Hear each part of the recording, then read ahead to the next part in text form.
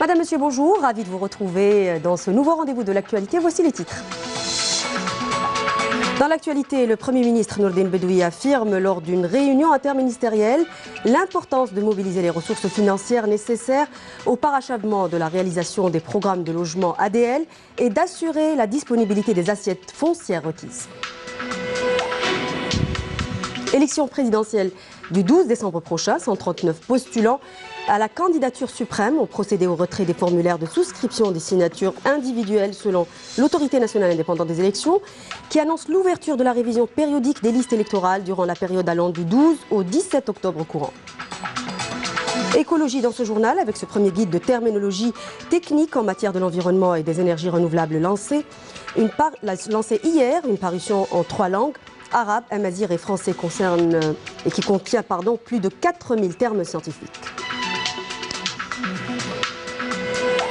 Et nous nous intéressons également dans ce journal aux personnes aux besoins spécifiques. Les enfants non-voyants à Khenchela n'auront plus à faire le déplacement dans les wilayas limitrophes pour dispenser d'un enseignement adéquat. Une école pour non-voyants a ouvert récemment ses portes dans la région.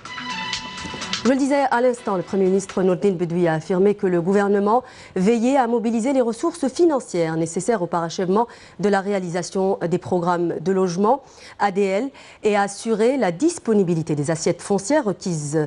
La déclaration faite lors d'une réunion interministérielle à laquelle ont pris part les ministres de l'Intérieur et des Finances, le ministre également de l'Agriculture, de l'Habitat, de l'Éducation nationale, les walis d'Alger, de Boumerdès et de Tipaza et le directeur général de l'Agence nationale d'amélioration et de développement du logement ADL, le compte rendu de Flabras.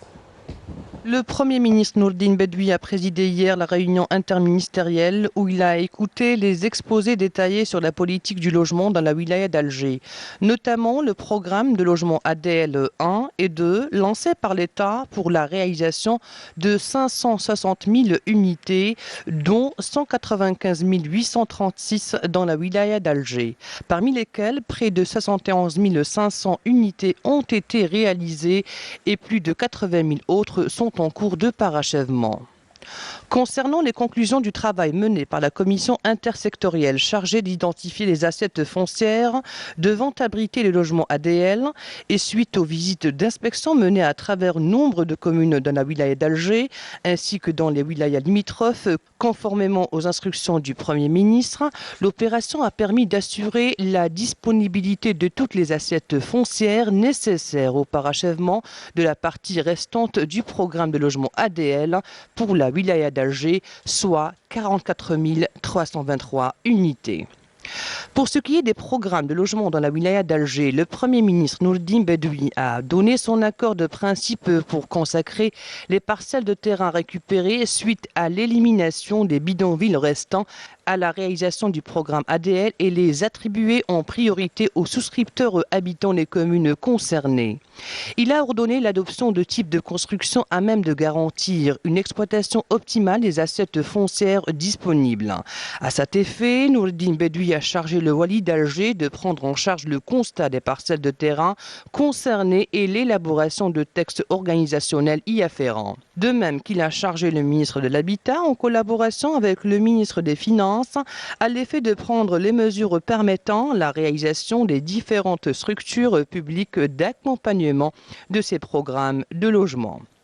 Évoquant la politique du logement dans notre pays de façon générale, Nourdine Bedoui a mis l'accent sur la nécessité de l'adapter dans le cadre d'une stratégie graduelle qui vise à instaurer une véritable dynamique économique à travers la création d'un marché immobilier efficace, la libéralisation de l'activité, de la promotion immobilière et l'octroi de toutes les facilitations pour encourager les promoteurs immobiliers nationaux à élargir leurs activités.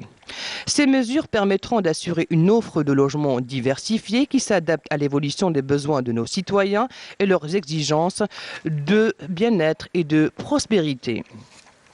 Dans ce cadre, le Premier ministre a donné des instructions concernant la protection des capacités nationales dans les domaines de l'agriculture et du tourisme pour les préserver et préserver les droits des générations montantes dans le cadre du développement durable.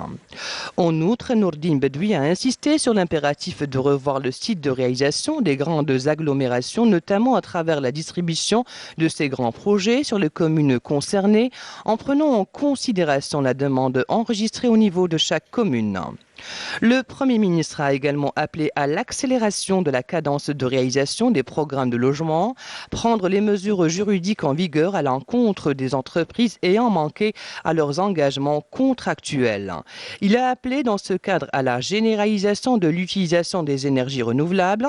À cet effet, le Premier ministre a donné des instructions au ministre de l'Habitat de coordonner avec les ministres de l'Énergie et de l'Intérieur en vue de veiller à la conformité des cahiers des charges relatifs à la réalisation des différents projets conformément aux standards d'utilisation des énergies renouvelables et d'efficacité énergétique.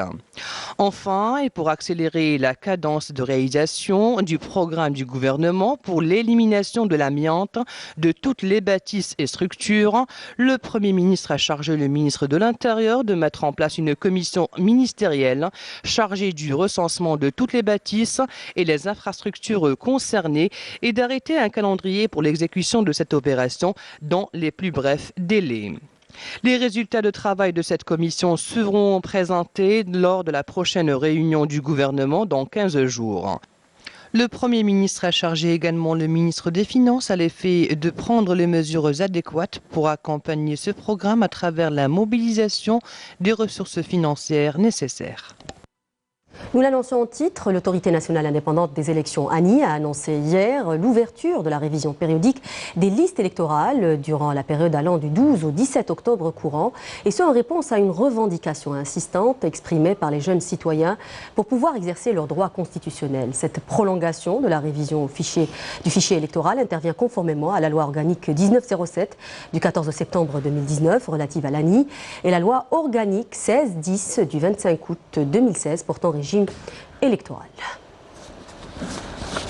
Et toujours au sujet du scrutin du 12 décembre prochain, 139 postulants à la candidature suprême, dont 5 femmes, ont procédé au retrait des formulaires de souscription des signatures individuelles, selon l'autorité nationale indépendante des élections, l'ANI, qui a publié au journal officiel 3 décisions relatives aux listes électorales, aux cartes d'électeurs et au vote des citoyens algériens résidant à l'étranger. C'est un sujet signé Jazia Bayou. La première décision porte sur les modalités de prise de connaissance de l'électeur de la liste électorale et sa mise à la disposition des candidats. En vertu de cette décision, tout électeur peut prendre connaissance de la liste électorale le concernant.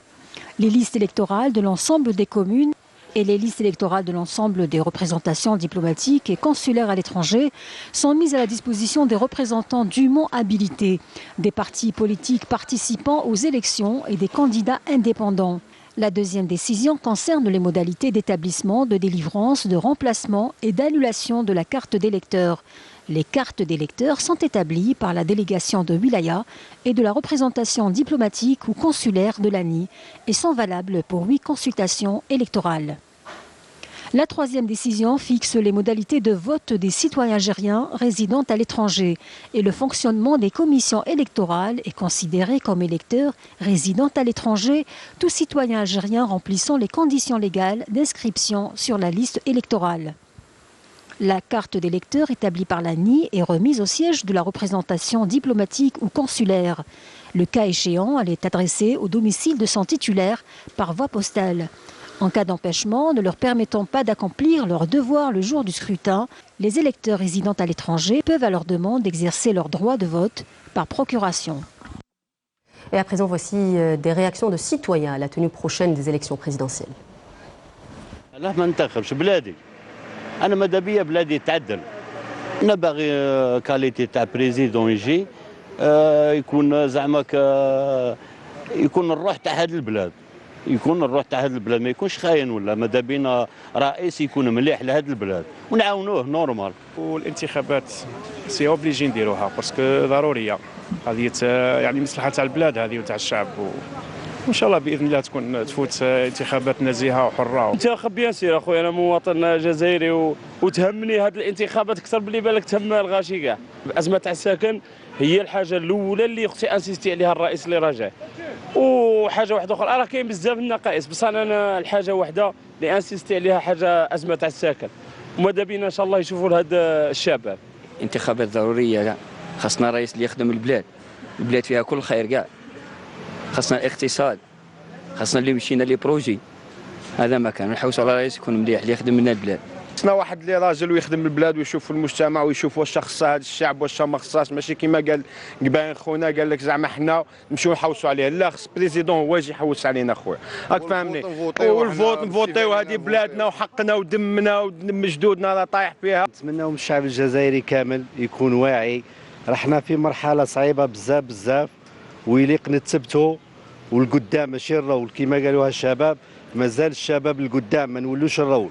فات علينا اللي فات وشبعنا ورطوينا والجيش الشعب خاوه هذه اللي نقذت الجزائر من الغرقه، كنا ماشي للغرقه والكلمه الشابه اللي هضروها الجيش الشعب خاوه سلكتنا من الغرقه، والحمد لله مازال القدام، مازال الشعب الجزائري صامد.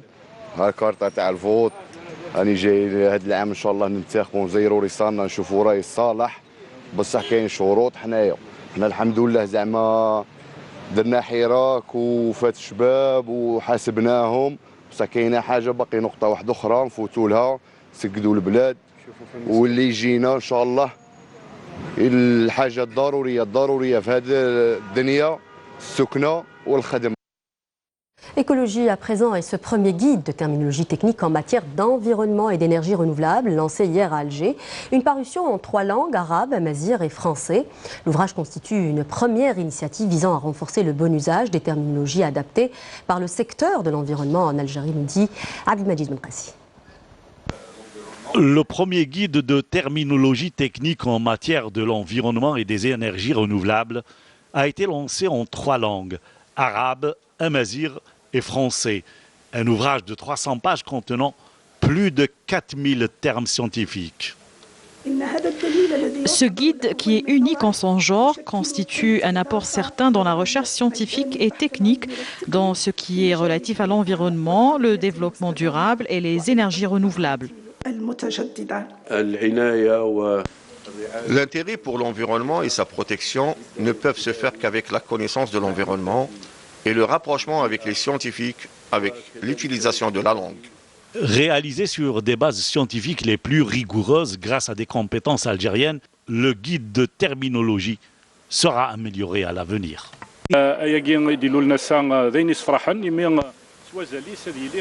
Cet ouvrage est une très bonne chose et sera d'un grand apport aux scientifiques et aux journalistes. C'est une véritable première depuis l'indépendance du pays pour la langue amazigh. C'est une excellente chose. La présentation du guide a été aussi l'occasion pour la distinction des 9 experts ayant contribué à la réalisation de cette œuvre.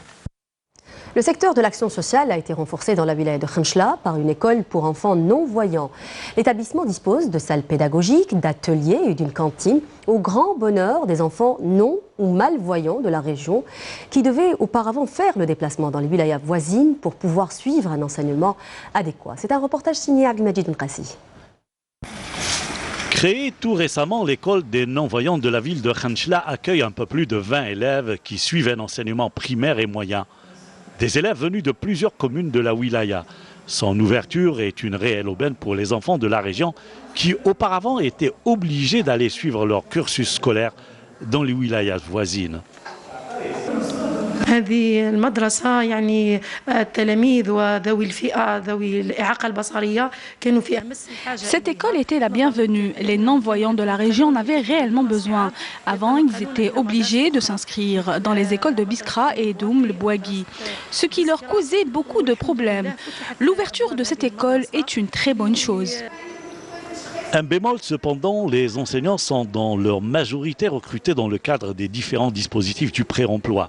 Une situation qui doit trouver des solutions. المدرسة تأثرت بالتجميد اللي في التوظيف. Avec le gel du recrutement, nous n'avons pas pu avoir de poste d'emploi permanent, mais nous avons bénéficié de quelques postes dans le cadre du pré-emploi, ce qui demeure insuffisant. Tout le personnel de l'école, à part un employé de l'administration et moi-même, est recruté dans le cadre du pré-emploi. Aujourd'hui, l'école a un besoin pressant de personnel permanent. Oui, j'ai déposé mon dossier ici. Une semaine, la directrice, demoiselle Gdir, on a accepté le dossier TAC. J'ai trouvé au début. Vous avez fait une formation quand même? J'ai fait une formation en braille avec. Oui, en braille. Il faut le faire. Parce que l'enseignement, c'est différent.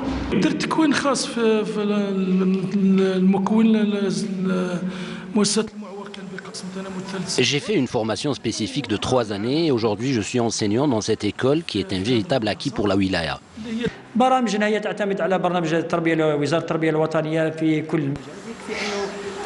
Le programme scolaire est celui dispensé par le ministère de l'Éducation nationale. Et bien sûr, tout est adapté aux techniques du braille, notamment le matériel pédagogique et manuel scolaire. Nous avons tous les manuels scolaires, nous avons le livre de français, nous avons celui des mathématiques, nous avons celui de langue arabe, d'histoire, de géographie. Tous ces manuels scolaires sont édités par l'ONPS donc à partir d'Alger et ils sont distribués dans toutes les écoles des non-voyants réparties sur l'échelle nationale.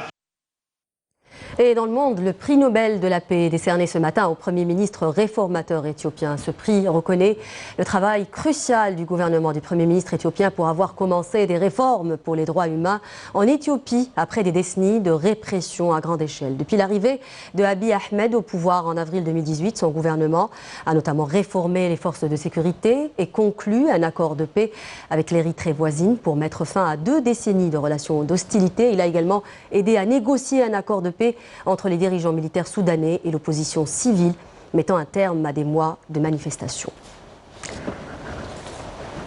Les avantages de pratiquer une activité physique ne sont plus à prouver. Entre gain de vitalité et lutte contre le stress, les bienfaits du sport sont multiples. Il serait toutefois recommandé de consulter un médecin pour choisir la discipline qui vous convient, notamment si vous souffrez d'une maladie chronique ou de lombalgie. C'est un reportage signé Jazia Bayou.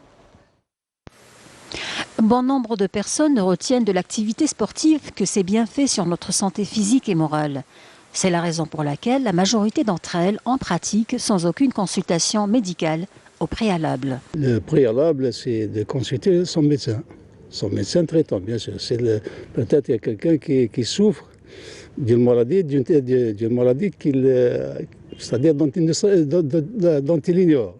J'ai remarqué pour beaucoup de sportifs amateurs ne font pas de contrôle médical. J'étais témoin 2 fois. Une fois, il y a une personne âgée qui a fait une hypo. Et l'autre cas qui est malheureusement plus grave, il y a une personne qui est décédée suite à un entraînement avec un groupe. Donc cette personne-là, je pense que d'après les témoins, elle n'a pas fait de sport depuis très longtemps. Donc il faisait très chaud. Elle a fait un infarctus, après elle a fait carrément un arrêt cardiaque. Pour un meilleur contrôle de l'aptitude physique pendant la pratique sportive, certains amateurs préfèrent porter la montre sportive, indicatrice du nombre de pulsations, ce qui permet d'alerter son porteur en cas d'un dépassement de l'effort physique. Cette montre, elle indique le rythme cardiaque, le nombre de kilomètres et les calories qu'on a dépensées. Donc elle est quand même nécessaire parce que comme si on est fatigué, on peut par exemple voir notre rythme cardiaque. S'il est un peu élevé, c'est qu'on est fatigué, on arrête, soit on baisse le rythme, ou on arrête carrément. La marche rapide, une activité sportive simple et recommandée. Moi, j'ai pris l'habitude de faire de la marche rapide, quotidiennement. Donc, c'est-à-dire je passe presque chaque jour une trentaine de minutes dans des aires, dans des espaces qui sont réservés pour la marche rapide. Et je me porte bien. Le sport, une activité recommandée pour tous, à condition de le pratiquer en bonne et due forme. Et nous continuons de parler sport, mais cette fois-ci dans l'actualité. L'équipe nationale de football, sacrée championne d'Afrique, a enregistré un coup d'arrêt en se faisant accrocher hier soir face à la RDC Congo, 1-1 en match amical préparatoire disputé au stade de Mustapha Tchaker de Blida. L'équipe nationale disputera un second match amical mardi prochain face à la Colombie, à Lille, en France, dans ce qui sera un véritable test révélateur pour les champions d'Afrique. Sarah Derbel. Une rencontre certes amicale, mais reste aussi un bon test pour le coach Jamel Belmadi. La sélection nationale a concédé le nul face aux Léopards de la République démocratique du Congo. Après 6 minutes de jeu, Islam Slimani réussit à ouvrir le score. Les visiteurs ont remis les pendules à l'heure grâce à Bakambu à la 26e minute de jeu. L'Algérie avec une équipe largement remaniée. Belmadi a préféré voir de plus près d'autres joueurs à l'œuvre. Je dis que c'était pas facile. Je dis que le groupe difficile de rentrer dans ce groupe. Ça veut dire possible, ça peut être difficile parce qu'il y a des bons joueurs, des joueurs qui viennent de la Coupe d'Afrique, parce qu'il y a des joueurs qui ont bataillé pour être là, et que de jouer à leur place, c'est pas si facile que ça. Donc il y a eu, je rejoins ce que vous avez dit, surtout dans cette première-là. Dans cette première mi-temps, on va dire que on aurait pu mieux faire. Il y avait l'équipe en face, on leur mérite, ils ont été bien organisés, ils ont été solides, ils étaient dangereux, ils ont la qualité offensive notamment. Et il y a nous qui pouvions mieux faire. Après une longue absence, les coéquipiers de Mahrez retrouvent le public du stade Mustapha Tchaker qui a répondu présent lors de ce match. الاجواء تاع بليده معروفه والحمد لله ما درنا ماتش نول ما خسرناش سي كو جيسبر كون va نريحوا في هاد لا لونسي. On a trouvé quelques difficultés في la première mi-temps. La deuxième mi-temps ça va mieux parce que voilà عاونا ولينا في le rythme. Mais bon ça reste un bon test même s'il y a pas de match amicaux pour nous. Donc on joue tous les matchs à 100%. Plus qu'un seul match préparatif pour les Verts face à la Colombie le 15 de ce mois, avant l'entame des éliminatoires de la prochaine Coupe d'Afrique des Nations. Nous le disions dans nos précédentes éditions, le championnat d'Afrique de la voile se tient à Tamfoust, à Alger, jusqu'à demain, pour faire le point sur cette avant-dernière journée du championnat des séries RSX et laser qualificatifs aux Jeux Olympiques de Tokyo 2020. Nous avons justement avec nous Nourdine Henni en direct. Nourdine, bonjour. Sarah, à partir du plan d'eau de Tamfoust. Sont déjà qualifiés. Nous attendons la qualification des messieurs. Dites-nous un peu où en sont les choses. Alors, la journée a démarré aujourd'hui à l'heure, à 11h, avec un vent favorable qui a permis donc de démarrer normalement. Alors, pour le RSX FI, je pense qu'à moins d'un miracle, les 3 Algériennes se tiennent dans les 3 premières positions. Et Berri, je pense, est pratiquement assuré d'être champion d'Afrique, de par là même arracher son billet qualificatif pour les JO. Concernant le RSX monsieur, alors là, il y a 2 Algériens qui sont en première position. Il y a le vétéran Boras avec le jeune 20 ans Boudjatet. Ils sont à égalité de points, mais attention, à 1 point, il y a le Seychellois qui est derrière et qui peut renverser la situation. Concernant les lasers, que ce soit pour les filles ou pour les garçons, alors pour les filles, c'est une Égyptienne qui est suivie d'une fille du Mozambique. Pour les garçons, c'est un Seychellois, mais tout peut arriver d'ici demain. Donc demain, tombée de rideau sur cette compétition qui désignera les champions d'Algérie et les qualifiés pour les JO de Tokyo, pardon. Merci beaucoup Nourdine Henni, vous étiez en direct avec nous de Tamfoust et nous restons justement toujours à Tamfoust à l'est d'Alger et ce championnat d'Afrique de la voile. Voici à présent le compte rendu de Nourdine Henni sur la journée d'hier. Regardez. Une journée qui a permis une certaine décontation à 2 journées de la fin. C'est ainsi que les Algériennes sont pratiquement assurées du titre dans le RSX, avec Amina Berrichi qui domine, talonnée par 2 autres Algériennes, Katia Blabbès et Myriam Rezouani. Toujours dans la même spécialité, le RSX en garçon, le premier provisoirement est algérien. Il s'agit du tenant du titre, Hamza Boras, suivi d'un autre Algérien, un jeune espoir de 20 ans, Ahmed Hamza Boudjated. Mais il faudra se méfier du Seychellois Jean-Marc Gardet en 3e position. Par contre, dans le laser radial, dame, l'Algérienne Malia Karazan est en 3e position, loin derrière une Égyptienne première et une Mozambicaine seconde. Enfin, dans le laser standard, messieurs, La bataille pour le sacre africain se jouera entre Rodney Govindan de Seychelles, 35 ans, avec 22 points, premier, et l'Égyptien Ali Badawi, 18 ans, avec 26 points. Le premier Algérien Islam Koualid est quatrième avec 36 points. En voile, c'est le minima qui l'emporte. Rappelez que ce championnat d'Afrique est qualificatif au JO 2020 de Tokyo. Les deux premiers dans les spécialités laser radial dames et laser standard garçons, et uniquement le champion dans le RSX filles et garçons.